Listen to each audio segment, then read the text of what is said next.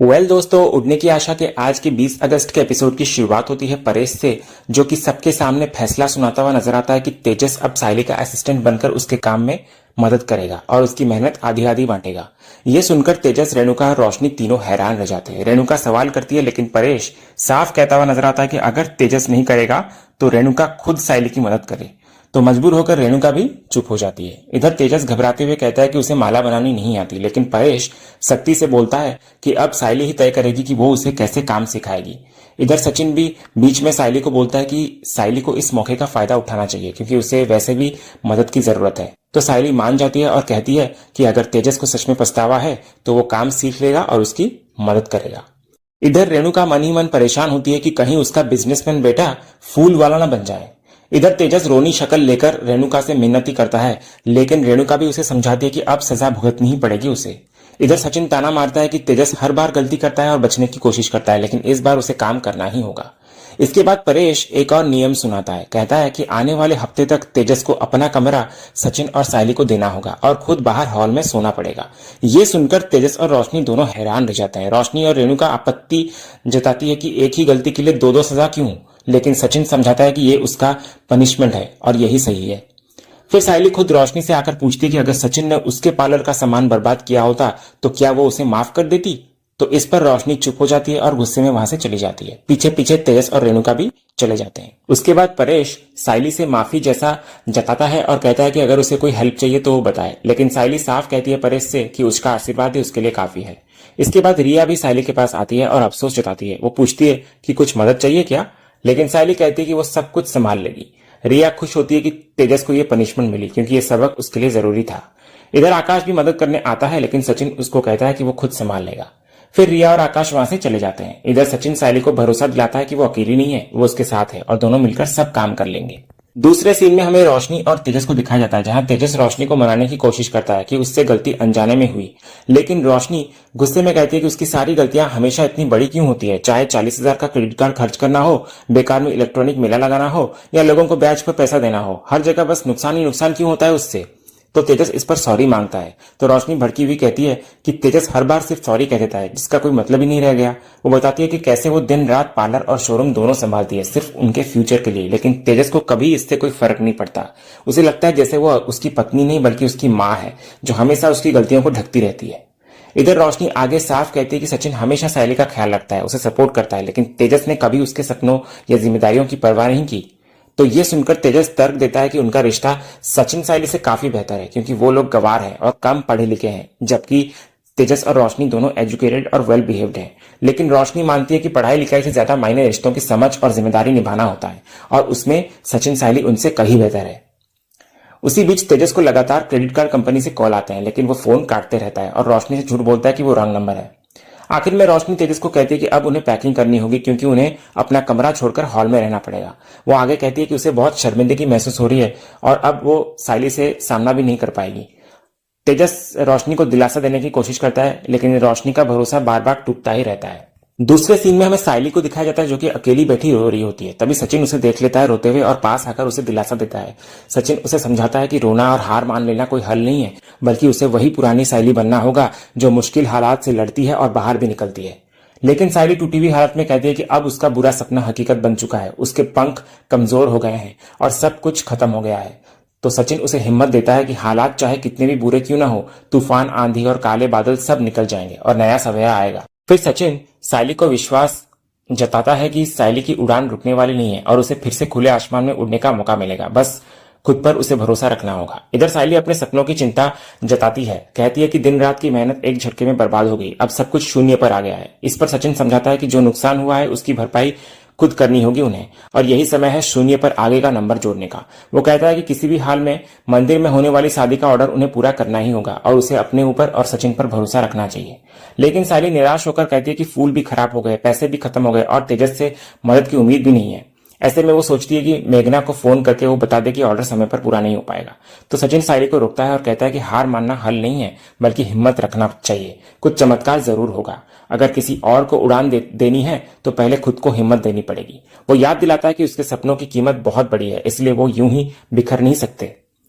साइली बार बार सवाल करती है कि बिना फूल और पैसों के काम कैसे होगा, लेकिन सचिन ठान लेता है कि कोई ना कोई रास्ता जरूर निकलेगा और वो कहता है कि उसे थोड़ा सोचने का वक्त दिया जाए। इसके बाद सीन बदलता है और फोकस आता है रिया और आकाश पर। आकाश रिया से कह रहा होता है कि उसे साहिल बहिनी के लिए बहुत बुरा लग रहा है और तेजस की हरकतें हमेशा परिवार को परेशान करती है। उसे लगता है कि रेणुका यानी कि उसकी मां ने तेजस को हमेशा जरूरत से ज्यादा सुरक्षा दी है, इसलिए वो कभी जिम्मेदार नहीं बना। लेकिन साहिली बहिनी ने जिस तरह अपने लिए खड़ा होकर हिम्मत दिखाई वो आकाश को बहुत अच्छा लगता है। इतना कह रहा होता है आकाश, लेकिन रिया आकाश की बातों को इग्नोर करती है और मोबाइल में व्यस्त रहती है। आकाश बार बार उससे पूछता रहता है कि आखिर बात क्या है। कल भी बीच बातचीत में वो चुपचाप सो गई थी। तो रिया इस पर कहती है कि उसे ऐसे लोगों से बात करना पसंद है जो उसकी और उसकी बातों की कदर करे। उसे लगता है कि आकाश के साथ बात करना उसकी एनर्जी वेस्ट करना है। तभी आकाश रिया को समझाने की कोशिश करता है और कहता है कि अगर उसकी नाराजगी कल की वजह से है तो वो माफी मांगता है। लेकिन रिया कहती है कि उसे पता है आकाश क्यों नहीं आया, क्योंकि नीतू के साथ रेस्टोरेंट के लिए सामान लेने उसके साथ वो गया था। आकाश इधर सफाई देना चाहता है, लेकिन रिया साफ कहती है कि असली मसला यह है कि आकाश अपनी पर्सनल और प्रोफेशनल लाइफ दोनों में कोई बाउंड्री सेट नहीं कर पाता। वो आगे कहती है कि कल जब वो दोनों साथ थे नीतू के लगातार कॉल और मैसेज आते रहे। अगर आकाश लंच पर नहीं आ सकता था तो कम से कम एक कॉल करके वो बता भी सकता था। उसे लगता है कि आकाश उसकी टाइम और स्पेस की वैल्यू नहीं करता। तो रिया इधर आगे कहती है जितना डेडिकेशन आकाश अपने प्रोफेशन को देता है उतना ही पर्सनल लाइफ को भी देनी चाहिए उसे। उनके रिश्ते के प्राइवेट टाइम में नीतू का दखल बर्दाश्त नहीं किया जा सकता। वो चाहती है कि आकाश साफ साफ बोले नीतू से कि कब वो ऑफ ड्यूटी है और कब अपने परिवार के साथ है। इधर आकाश अपनी गलती मान लेता है और कहता है कि उसे अंदाजा ही नहीं था कि ये चीजें रिया को इतना परेशान कर रही है। वो वादा करता है आगे कि अब पर्सनल और प्रोफेशनल लाइफ को अलग रखेगा और दोबारा माफी मांगता है। इधर माहौल हल्का करने के लिए आकाश रिया से पूछता है कि उसका मूड कैसे वो ठीक करे। तो रिया कहती है कि उसे नई ड्रेस चाहिए क्योंकि कल इंतजार करते करते उसकी एक ड्रेस खराब हो गई। तो आकाश मान जाता है और दोनों शॉपिंग पर जाने का प्लान बनाते हैं। लेकिन उससे पहले वो कहते हैं कि चलो पहले दादा और वहिनी से मिलकर देख लेते हैं, शायद उन्हें हमारी मदद की जरूरत हो। तो रिया भी इससे सहमत होती हुई नजर आती है। दूसरी तरफ सचिन अपने दोस्त अनिया से बात करके साली को कहता है कि पैसों का जुगाड़ करने में थोड़ा वक्त लगेगा, लेकिन उसे टेंशन लेने की जरूरत नहीं है। पर साली परेशान होती है कि इतने कम समय में इतने पैसे कौन देगा, और अगर समय पैसों के चक्कर में चला गया तो ऑर्डर बनाने का वक्त भी नहीं बचेगा। इसी बीच सचिन गुल्लक लेकर आता है। साइली पहले गुल्लक को देखकर मना कर देती है क्योंकि उस गुल्लक में उनके सपने और मेहनत की कमाई है। लेकिन सचिन उसे समझाता है कि सपने इतने सस्ते नहीं होते कि पैसों की कमी की वजह से छोड़ दिए जाए। साइली फिर भी याद दिलाती है कि उन्होंने ये पैसे अपने कमरे के सपने के लिए जमा किए थे और बहुत मेहनत से जोड़े भी थे, इसलिए इन्हें ऐसे खोना आसान नहीं है। लेकिन सचिन साइली को भरोसा दिलाता है कि ये पैसे वे सिर्फ उधार की तरह इस्तेमाल करेंगे और बाद में वापस गुल्लक में डाल देंगे। साथ ही वो वादा करता है साइली से कि अपनी मेहनत से 2 गुना पैसा वो कमाकर लौटाएगा। तभी आखिरकार सचिन गुल्लक खोलता है और पैसे निकालकर साइली को देता है। उसी समय रिया और आकाश आते हैं। आकाश सचिन को कहता है कि वो उनके गुल्लक को न तोड़े। आकाश और रिया दोनों उनकी पैसों में मदद करेंगे, लेकिन साइली कह देती है कि उनकी मदद की उन्हें जरूरत नहीं है क्योंकि उन्होंने पहले ही फैसला कर लिया है कि गुल्लक से वो बस पैसों को उधार के तौर पर लेंगे। बाद में जब पैसा आएगा तो वो गुल्लक में डाल देंगे।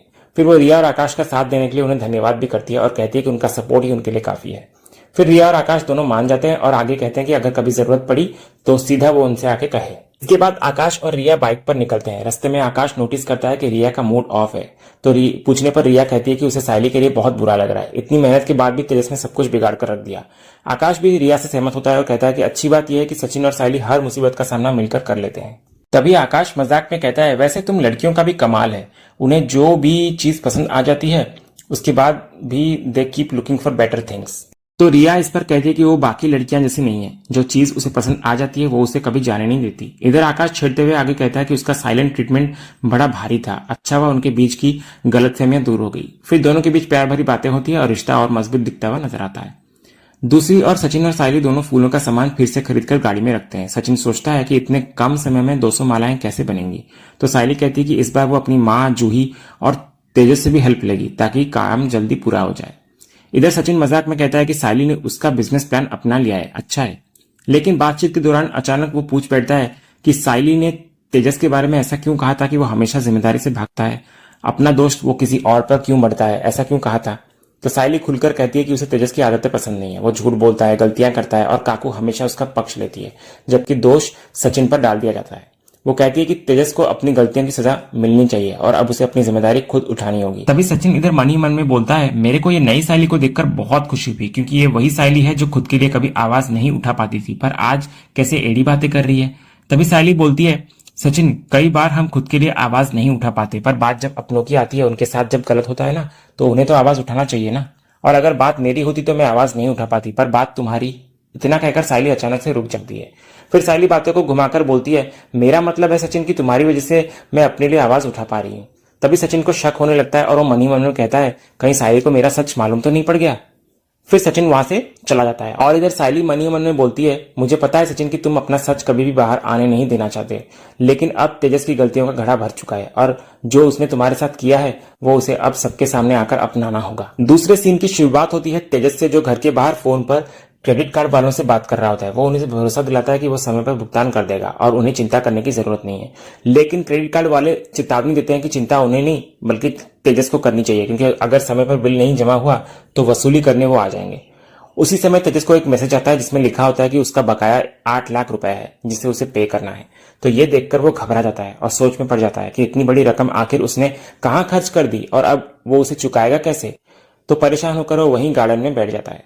इसी बीच रेणुका बाहर पेड़ पौधों को पानी देने आती है और तेजस को वहां उदास बैठे देख लेती है। वो उससे पूछती है कि क्या हुआ, क्यों इतना परेशान दिख रहा है वो। तो तेजस टालने की कोशिश करता है बात को और कहता है कि वो तो बस बाहर हवा खाने आया है। लेकिन रेणुका उसकी बेचैनी समझ जाती है और पूछती है कि आखिर दिक्कत क्या है। तो घबराया हुआ तेजस सीधे कुछ नहीं कहता, बस पानी मांग लेता है। तो रेणुका कहती है कि बाहर क्यों पानी पीना है, अंदर चलकर पानी देती हूँ चल। कहकर उतना वो घर के अंदर उसे ले जाती है।